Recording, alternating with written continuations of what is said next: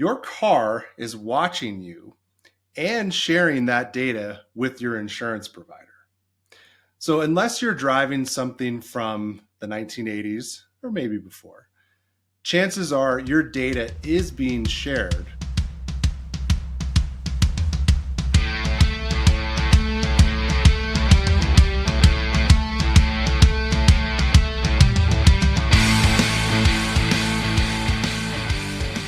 Hey everybody, I'm Brad Bussey, Chief Information Security Officer here at E360.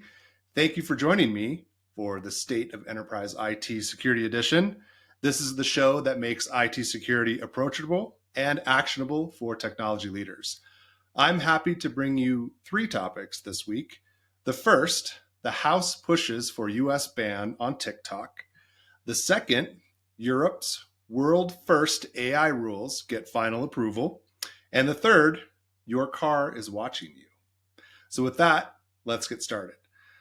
So the first one, the House pushes for US ban on TikTok.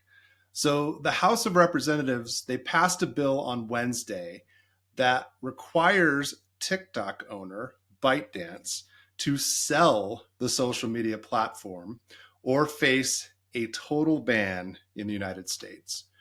And I think TikTok made a tactical error by forcing a pop-up that they said was only distributed to TikTok users over the age of 18.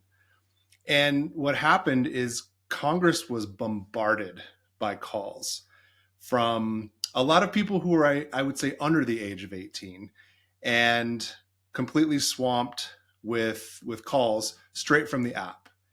And it had, I'd say, an adverse effect because the vote in the House was 352 to 65 against.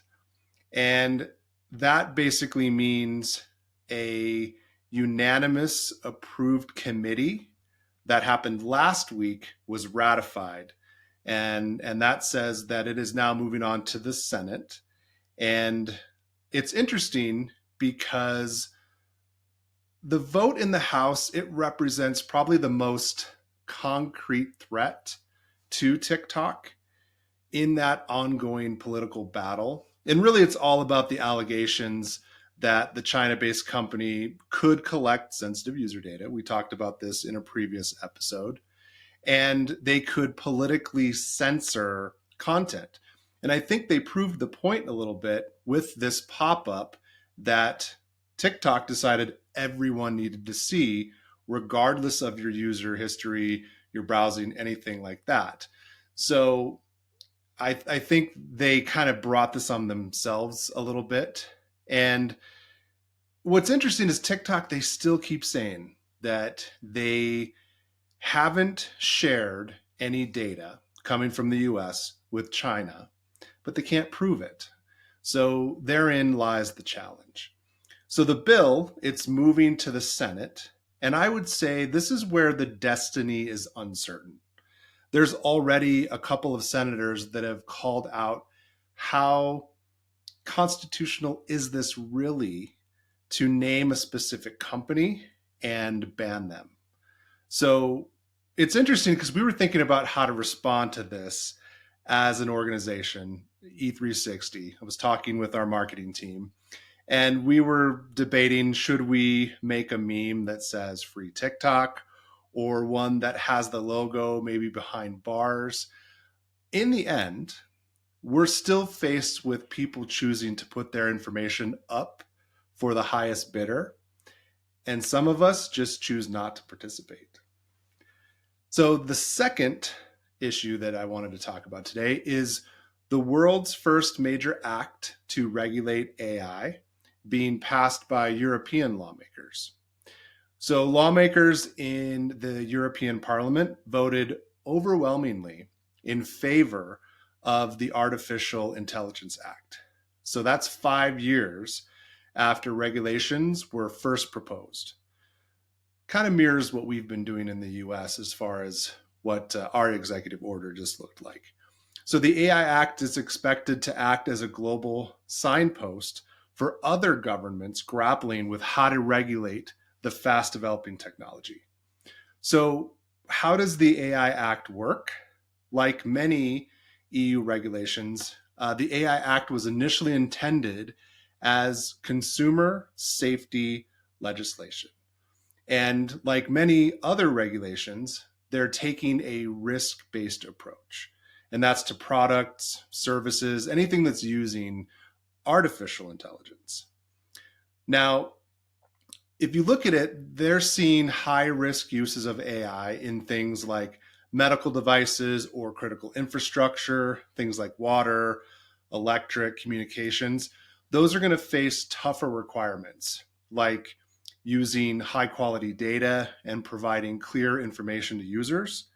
And some AI uses are going to be banned completely because they're deemed to pose an unacceptable risk, like social scoring systems that govern how people behave, some type of predictive policing, and emotion recognition systems in school and workplaces. I think I could pretty much agree with all of those. Other banned uses would include things like police scanning faces in public, using things like AI remote powered biometric identification systems. Now, I think they will use this for things like serious crimes, kidnapping, terrorism. So keep an eye on that because I think it's not a no, it's just a more responsible. Now, developers of things like general purpose AI models from European startups all the way up to OpenAI and Google, they're going to have to provide a detailed summary of the text, pictures, video, and other data on the internet that is used to train the systems, as well as follow the EU copyright law. And I think the US is probably going to end up following this as well. And AI generated deepfake pictures, video, audio, we talked about this in a previous episode, those are going to need to be labeled as artificially manipulated. So the question comes, this extra scrutiny, it's going to be for the biggest and most powerful AI models because they're seen as posing the most systemic risk. And they include a lot of the ones we've talked about before, OpenAI, GPT-4, as well as Google Gemini. And the EU says it's worried that the powerful AI systems could cause serious accidents or misuse of far-reaching information that could cause a cyber attack. They also fear Gen AI could spread harmful biases across many applications and that affect many people. So the big question that I had was, do the European rules influence the rest of the world? And I would say yes and no. Biden proposed an executive order back in October. China, they've proposed a global AI governance initiative. So I'm looking at this as kind of like the GDPR. It's going to go into effect and be enforced in the EU starting in May or June of 2024. And I think that will help lead the way when it comes to the rest of the world. Now, this is going to be a bit of a process, like the rules for general purpose AI systems, like we'll just say chatbots. This is going to apply a year after the law take effect. So by mid 2026, there should be a complete set of regulations, which include requirements for high risk systems that will then be enforced. And speaking of enforcement, when it comes to that, each EU country will set up their own AI watchdog where citizens can do things like file a complaint if they think they've been a victim of a violation of the rules. And meanwhile, in Brussels, they're going to create an AI office tasked with enforcing and also supervising the law of the general purpose AI systems. The part of this that caught my eye was violations of the AI Act could draw fines up to 35 million euros. So that's like $38 million, or 7% of a company's global revenue. So as this starts to unfold, it could be pretty expensive for some of these AI organizations. Now, the third thing to talk about today, your car is watching you and sharing that data with your insurance provider. So unless you're driving something from the 1980s or maybe before, chances are your data is being shared. This means that your car and the services you use in it, like GPS, satellite radio, they can collect data such as your contact info, race, immigration status, and really any other personal inferences the systems can make about like where you're going. And similar to a previous story about a vending machine that was scanning your face, there's other data that the vehicles are silently gathering, including things like when you brake too hard, you rapidly accelerate. And then that data is shared with a data broker. And then that data broker sells the information to car insurance companies to help tailor an appropriate policy for the driver. One data broker I came across was LexisNexis, and they had a 258-page report on a driver whose insurance went up 21%. He was curious, why did my insurance go up? And he was pointed to this report as the reason why. And I always thought, you needed one of those devices that you plug into your car's maintenance port, and then that feeds it into an app, and then your insurance goes up or down based on your driving habits.